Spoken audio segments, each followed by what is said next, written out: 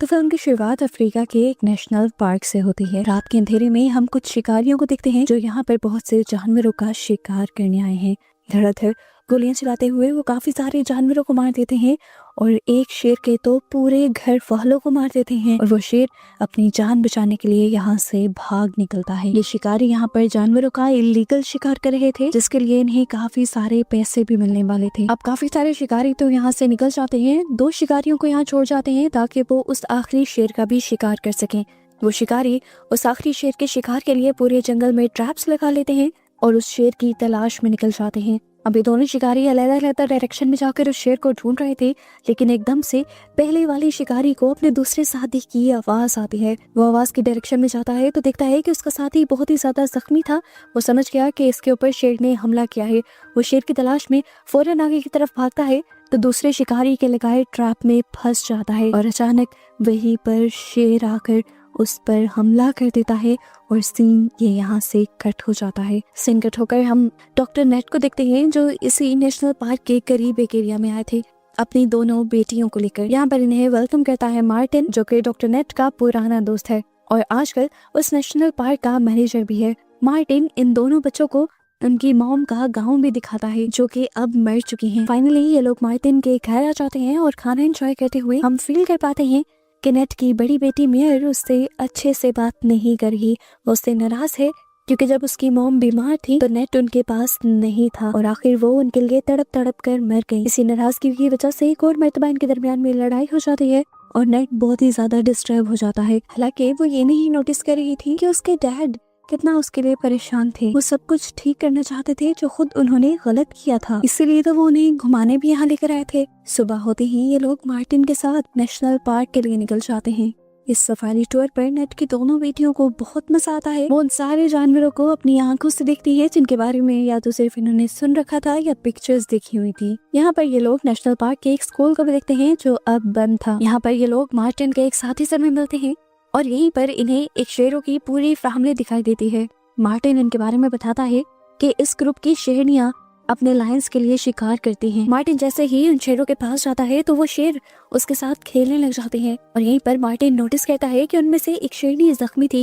वो जैसे ही उसके पास जाने लगा तो शेरनी उसके ऊपर गुर्राने लगी और इस चीज से मार्टिन समझ गया कि जरूर इस शेरनी को किसी इंसान ने नुकसान पहुंचाया है, किसी शिकारी ने उसे गोली मारी थी। मार्टिन फौरन वापस आकर अपने साथी को उस शेरनी के लिए मदद बुलाने के लिए भेज देता है और खुद वो नेट और नेट की बेटियों को बिठाकर यहाँ से निकल जाता है और शिकारियों के बारे में पता करने लगता है। ये लोग पास के एक गांव में पहुंचते हैं जहाँ बहुत ही ज्यादा सन्नाटा था। ये देखकर मार्टिन और नेट दोनों ही बहुत ज्यादा हैरान हो जाते हैं, लेकिन जब ये लोग घरों के अंदर जाते हैं तो इन्हें देखने को मिलता है कि वहाँ के सभी इंसान मारे जा चुके थे। इन लोगों की मरी हुई हालत देखकर इन्हें पता चल जाता है कि ये काम किसी इंसान का नहीं बल्कि शेर का है।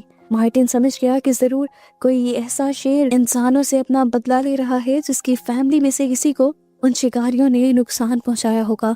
मार्टिन ये भी समझ गया कि वो शेर यहीं करीब ही होगा और इन्हें फौरन अपनी जान बचाने के लिए यहाँ से निकलना चाहिए। ये लोग बाहर निकलते हैं तो नेट अपनी बेटी मेयर को तो देख लेता है, लेकिन उसे अपनी छोटी बेटी कहीं दिखाई नहीं देती। ये लोग घबरा जाते हैं और उसे ढूंढने लग जाते हैं। इन्हें पहले भी डर लग रहा था और ऊपर से अचानक इन्हें अपनी बेटी की चीख सुनाई देती है। इन्हें लगा कि शेर ने उसके ऊपर हमला कर दिया है। ये फौरन चीख की आवाज की डायरेक्शन में भागते हैं तो वहाँ नेट को उसकी बेटी बिल्कुल सही हालत में मिलती है। वो असल में एक औरत और एक गाय की लाश को देखकर डर गई थी, इसीलिए चिल्ला दी थी। देखने को मिलता है कि इस गाय और औरत को भी उसी शेर ने ही मारा था।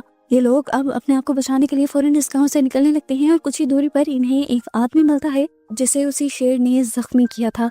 ये देखकर मार्टिन समझ आता है कि शेर यहीं कहीं करीब है। उसका शिकार करने के लिए मार्टिन यहाँ से निकल जाता है, जबकि नेट इस आदमी को फर्स्ट एड देने की कोशिश करता है, लेकिन अफसोस वो इस आदमी को बचा नहीं पाता। इधर मार्टिन के भी पीछे से शेर आ गया था। अपने आप को बचाने के लिए मार्टिन गोली तो चलाता है पर शेर को लग नहीं पाती। गोली सुनकर डॉक्टर नेट डर जाते हैं और मार्टिन की तरफ भागते हैं, लेकिन डॉक्टर मार्टिन को देखकर शेर डॉक्टर मार्टिन की तरफ भागने लग जाता है और डॉक्टर मार्टिन भी अपने आप को बचाने के लिए अपनी कार की तरफ भागते हैं।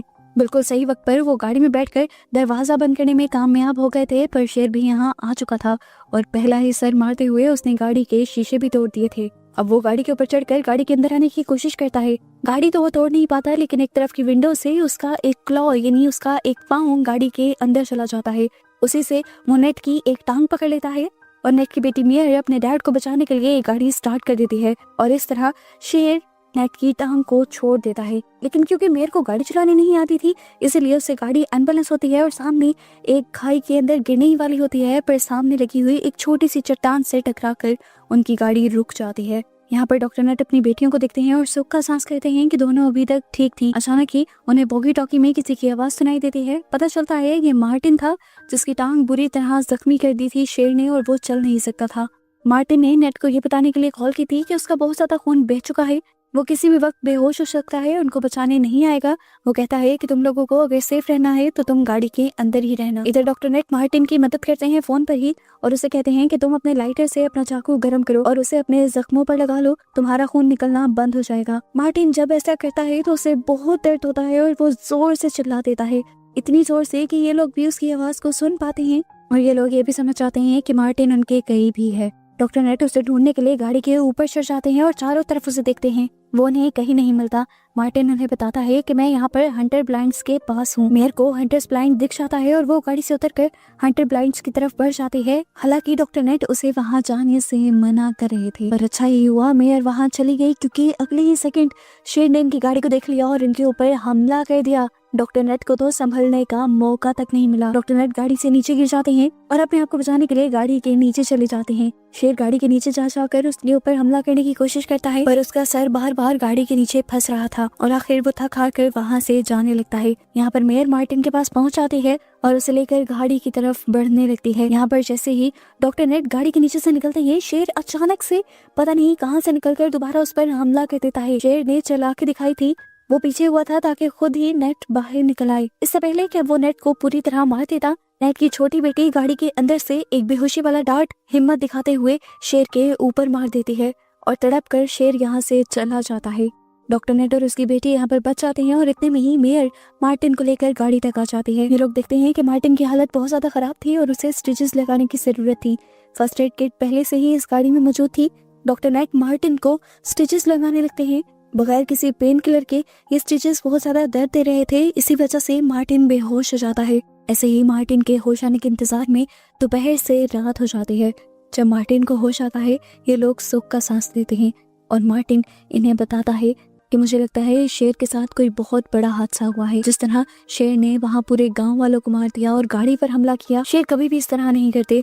मुझे लगता है कि शिकारियों ने इसकी पूरी फैमिली को मार दिया है और ये बदले की आग में जल रहा है। उनकी बातों से डॉक्टर नेट और भी ज्यादा डर जाते हैं और मार्टिन से कहते हैं कि मुझे किसी भी हाल में अपनी बेटियों को सही सलामत इस जगह से बाहर निकालना है। मार्टिन कहता है सबसे सेफ जगह ये गाड़ी है, इस गाड़ी में बैठकर मदद का इंतजार करो और रेडियो से मदद बुलाओ। इनकी बातों के दौरान अचानक से इनको पीछे से गाड़ियों की आवाजें सुनाई देती हैं। पीछे मुड़कर ये लोग देखते हैं तो वहाँ बहुत सारे लोग थे जिनके हाथों में गन्स थी।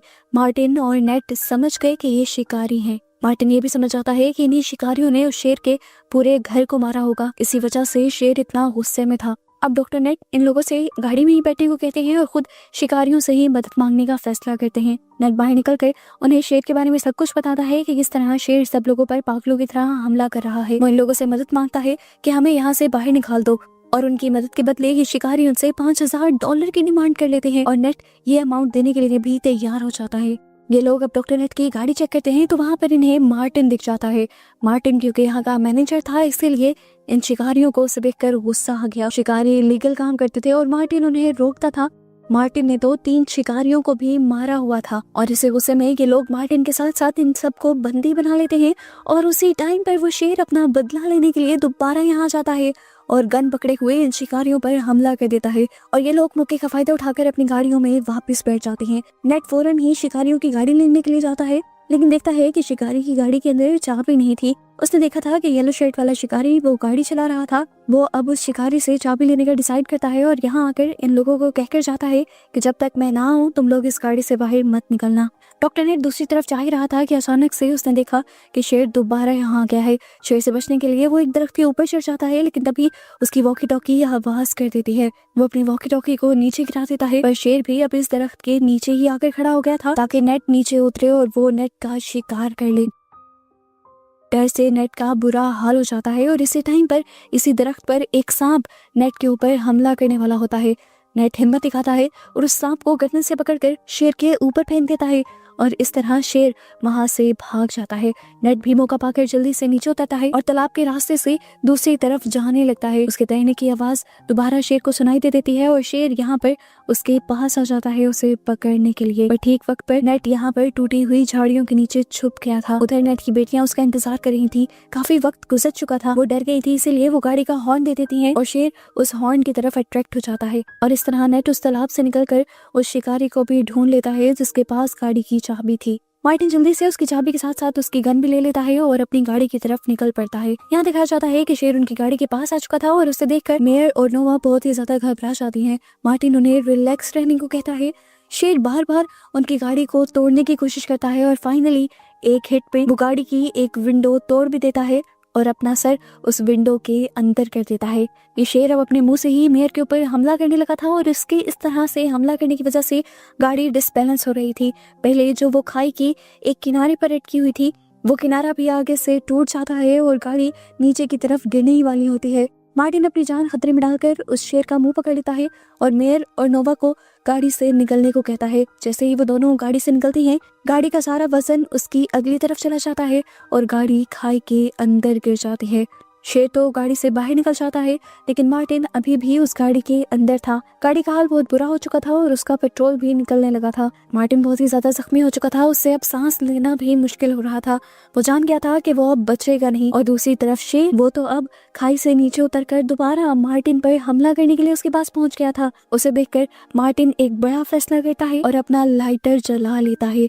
क्योंकि गाड़ी में पहले से ही पेट्रोल गिरा हुआ था तो गाड़ी एकदम से ब्लास्ट हो जाती है। उसने ऐसा इसलिए किया था कि शेर उसी के साथ मर जाए और ये खतरा खत्म हो जाए। इस हादसे में मार्टिन मर जाता है और दूर खड़ा नेट जो ये सब देख रहा था, ये देखकर बहुत ही ज्यादा टूट जाता है। खैर यहाँ पर अभी दुख मनाने का टाइम नहीं था। मार्टिन जल्दी से मेयर के जख्मों पर कपड़ा बांधता है और शिकारियों की गाड़ी में बैठकर ये लोग यहाँ से निकल जाते हैं। दिखाया जाता है कि सुबह भी हो जाती है और ये लोग उस जगह पे पहुंच जाते हैं जहाँ पर शेरों का एक दूसरा झुंड था और इसी झुंड को तो मार्टिन ने सबसे पहले इनसे मिलवाया था। इधर तक पहुंचकर नेट देखता है कि उसकी बेटी की हालत बहुत ही ज्यादा खराब हो रही है। खून बहुत ज्यादा बह चुका है और अब उसकी बेटी मर जाएगी अगर उसका इलाज ना किया गया। इसीलिए वो फैसला करता है कि वो इसी जगह रुकेगा। अपनी बेटी को लेकर वो उसी स्कूल में चला जाता है जिसे हमने स्टार्ट में देखा था। नेट तो मेयर की पट्टियां करने लग जाता है जबकि नोवा देखती है कि इस जगह पर बहुत सारे जानवरों के सर और खाले लटकी हुई थी।